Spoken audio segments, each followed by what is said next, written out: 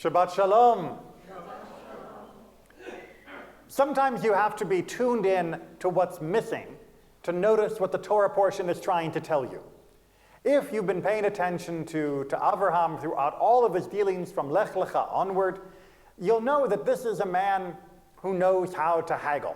Of course, we have the famous haggling of Abraham to God about Sodom and Gomorrah. Will you destroy the city for 50? Do I hear 45? I hear 45, 45, 40, 30, 30, 30, 20 down to 10, right? You get the auction standard right built in. But if you've been paying attention, he haggles all the time. When God first tells him he's going to have a covenant, he says, God, that's nice, but I have got no kids. And God begins to discuss with him. When he is talking with Sarah about what's going on with Hagar and Ishmael, it's like, oh yes, that's nice, but you know, he is a son of mine. I'm not sure if this is the right thing to do.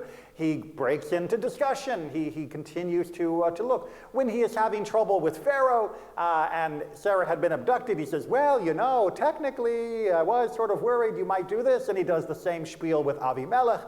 This is a man who lives with the gift of gab, which is why there's something missing in the beginning of this week's Torah portion.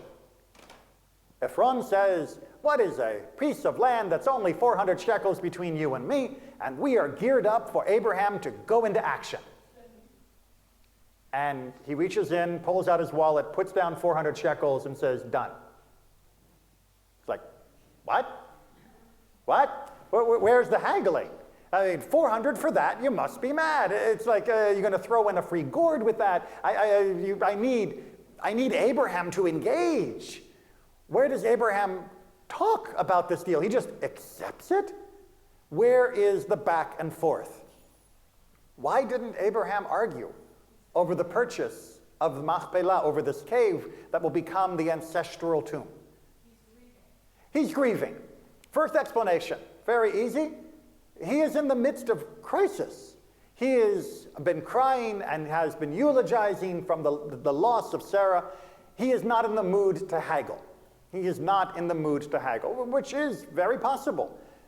But I submit to you that even at other difficult times, Abraham has found it within him to have a little back and forth, even up against Pharaoh, against Avimelech, even against God, under the most difficult of circumstances. He finds a few words to put a counter spin on whatever the situation might be. So I'm personally, grieving might be part of it, but I don't think the main part of it.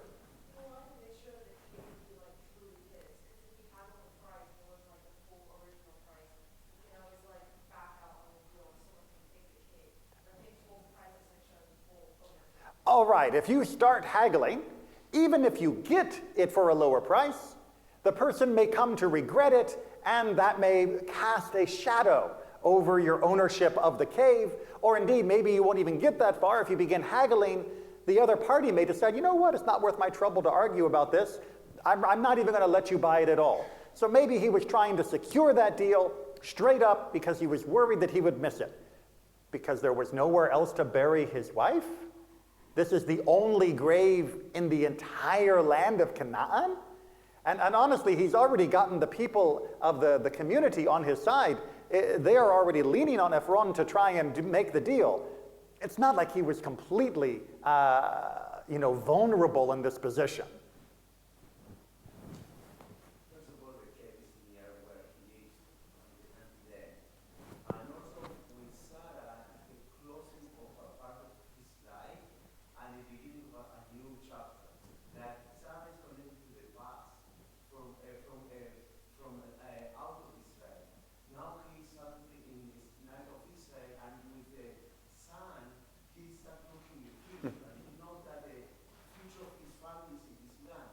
So he wants to be sure that they don't see us as an immigrant or someone temporary, but we are here to stay. So I take whatever we can, but to recognize us that this is our place, and we don't move from here. So that's why it's so important to mark the lineage for the rest of the people around him, and also for him psychologically say, okay, that's it. I don't have any place to go. This is the place. I agree with you that the purchase of this tomb to become a achuzat kever, as it's described, a possessed grave, not merely where we happen to bury our dead, but this is a part of our legacy. It'll be an inheritance. This is a pivotal moment, absolutely, for Avraham, where he is someone who, when we first are introduced to him, is being told to leave behind your ancestors, meaning where they are buried, to leave behind your family and go to a completely new place. And he has been semi-nomadic up to this point. Actually, owning land is critical and transformational, and like you said, it means he is putting down roots permanently, and that means he looks forward to the next generation, to Isaac, and what will come beyond.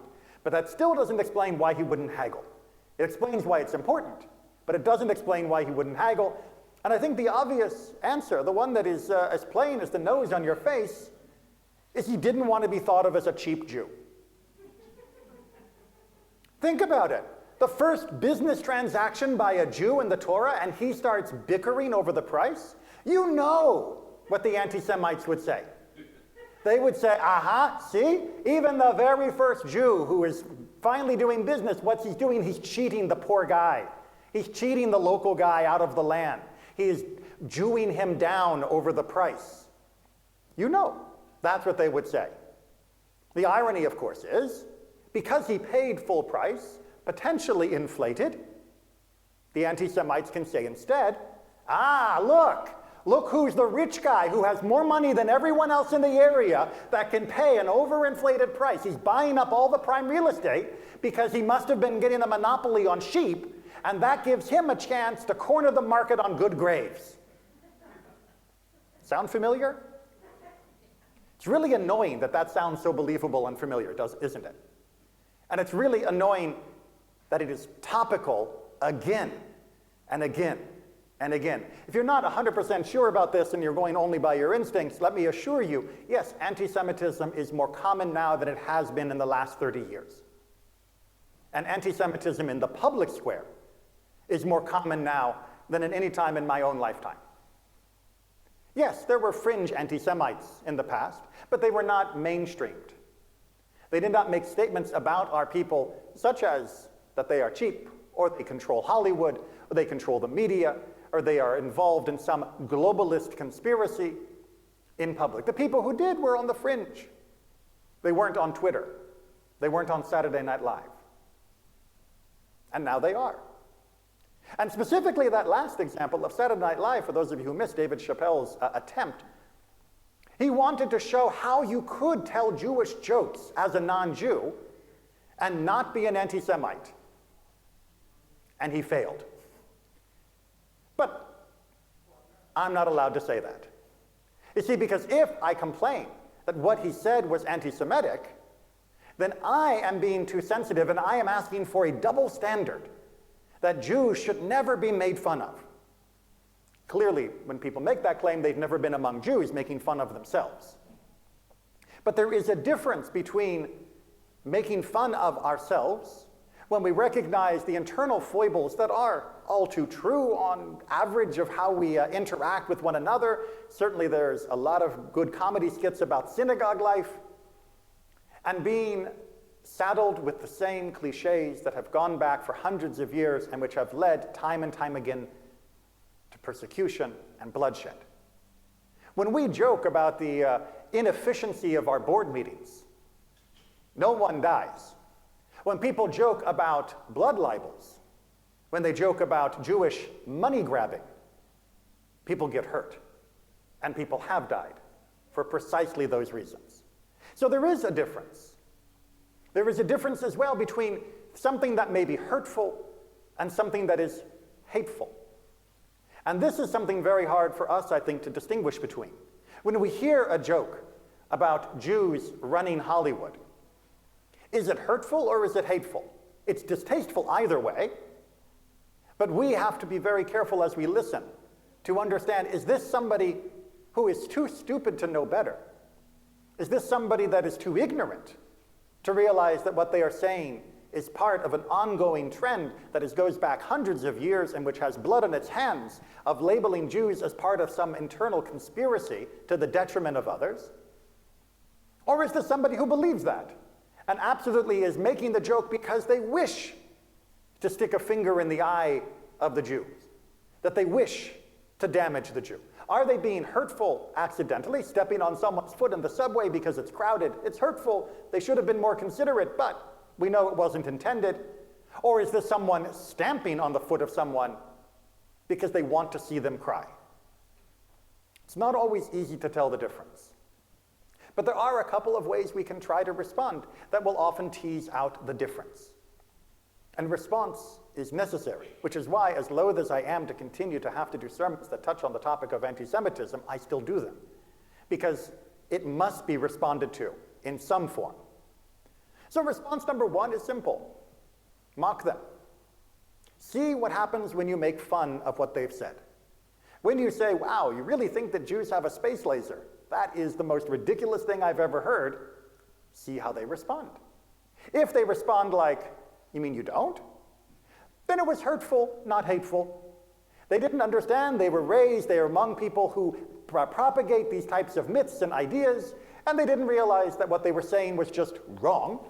And they intended no offense, they intended no harm. They were not saying there was anything malicious. There was nothing malicious behind their statement. It was hurtful, but not hateful. On the other hand, if they double down and say, well, if you don't have a space laser, I'm sure you've got secret vaccine laboratories out there to poison the children, then you realize they are both ignorant and hateful. That this was deliberate, and that they really do hate us in their heart. Another option is to shame them. By shame them is sometimes it is more important to find out what others think about what they said, rather than what they think. They may be hurtful or hateful, but what are the other people who hear this? What is about the broader audience to whom they are speaking? What is their attitude towards us? When you say something along the lines of, so you think that we're all part of a secret monopoly on Hollywood? Wow, does everyone else think that too? It gives an opportunity for others to say, no, that's crazy, that's stupid. And then we realize, okay, the comment is hurtful, but it's not representative of a hateful attitude that's broader than just this one person. On the other hand, if people say, well, you know, he does make a good point. There are an awful lot of Jews in Hollywood. You know, I'm not saying there's anything behind it. I'm just noticing the statistic. Then you realize that you're in a different situation. When people are not willing as a group to disown the statement as being inherently hurtful, if not hateful, then you can recognize that what they are actually doing is supporting the hate that is underlying the anti-Semitic statement that they've already made. And that's hard to find out, and I think many of us don't want to find that out. Many of us avoid asking our friends, so what did you think of Chappelle's send-up? What did you think of Kanye's statements? What did you think about the basketball player, Irving, ironically, being suspended for a little while for some of his statements?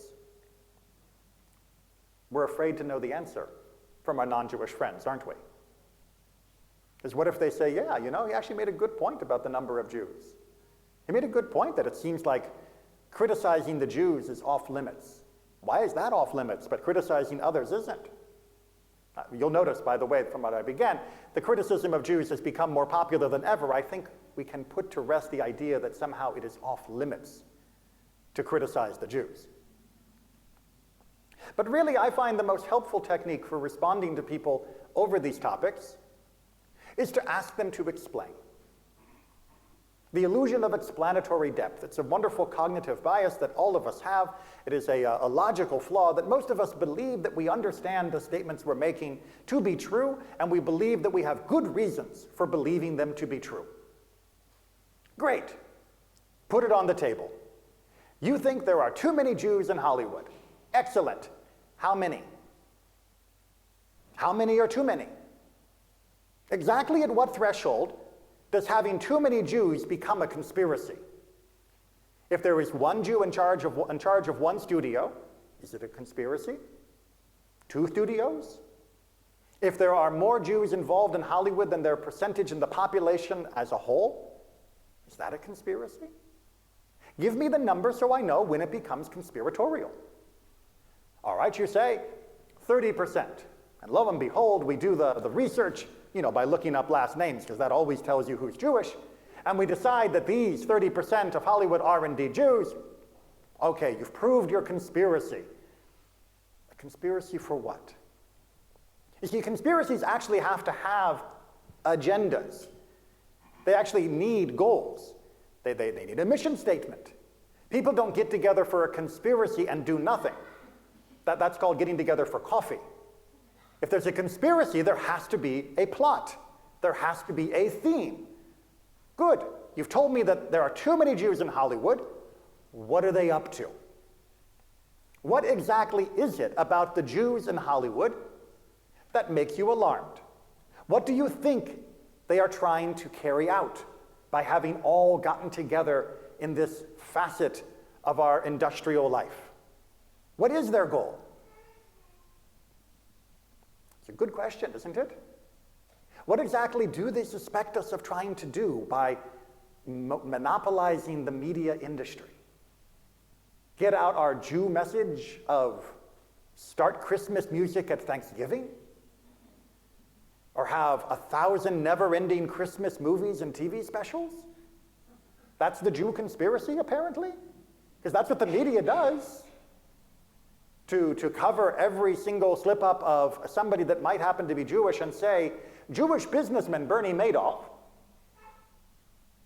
That's the Jewish conspiracy? I would be interested to know what they think the conspiracy is. I do actually have a pretty good guess.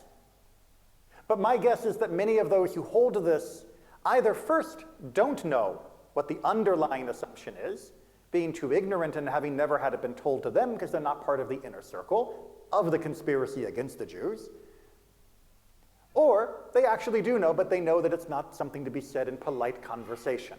You hint, you wink, you nod at the Jewish conspiracy, but you never say it out loud unless you're wearing a hood, which is that the Jews are trying to take over and destroy white Western culture. And we're doing so because that's what we do. It's the devil's work because we are cheaters, because we are not to be trusted, and because we hate white civilization. Ever since we killed Jesus, all the way through until the oppression of the white man in the modern world, that is the Jewish plot. And therefore, we will continue to infect the minds of the youth with various insidious ideas like all people are created equal, or that people should be allowed to love who they wish to love, or that people should be left to worship as they wish to worship, and other such seditious ideas that go against the truth of white Western civilization.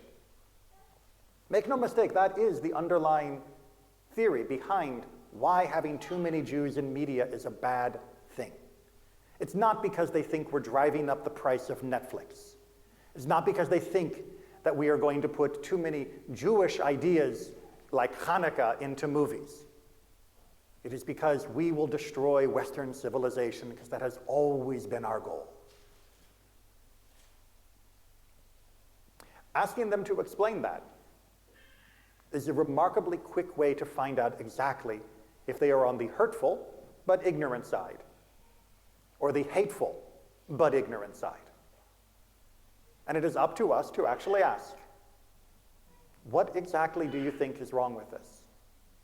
If you don't want to start with the issue of what exactly do you think the Jews are up to in Hollywood, if you don't want to start with exactly how many Jews become a conspiracy, which to Dave Chappelle is the actual collective noun of Jews,